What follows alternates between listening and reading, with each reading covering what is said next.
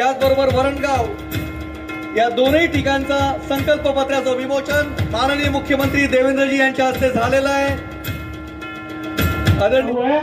पण टप्पा 1 चं काम होत नाही, तो कॉन्ट्रॅक्टर काम करत नाही। आपण तात्काळ सांगितलं फोरक्लोज करा आणि नवीन माणसाला ते काम द्या। ती आता व्यवस्था चालली आहे। मला विश्वास आहे की पुढच्या 1 वर्षामध्ये या भुसावळ शहरातल्या प्रत्येक घरामध्ये नळ उघडल्यानंतर 24 तास त्या ठिकाणी पिण्याचं पाणी असेल आणि 365 दिवस आमच्या माता भगिनींना त्या ठिकाणी पिण्याचं पाणी मिळेल। अशा प्रकारची योजना संजीव भाऊने मंजूर करून घेतली आणि आता त्यातल्या अडचणी देखील खूप मोठ्या प्रमाणात दूर करण्याचं काम आपण या ठिकाणी करतो।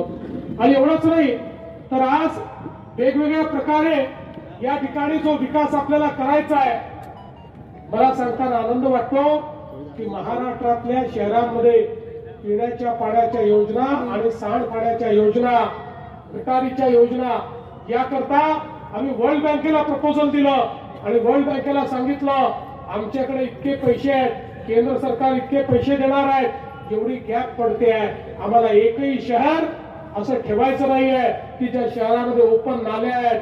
आम्हाला प्रत्येक ठिकाणी भुयारी गटार पाहिजे आणि नुसतं भुयारी गटार नाही तर त्यातनं जे काही सीवेजचं पाणी आहे ते ट्रीट झालं पाहिजे, एसटीपी तयार झाला पाहिजे। आणि मला सांगताना आनंद वाटतो की आमच्या त्या योजनेला मान्यता मिळाली आणि गॅप फंडिंगचे पैसे आम्हाला वर्ल्ड बँक त्या ठिकाणी देते आहे।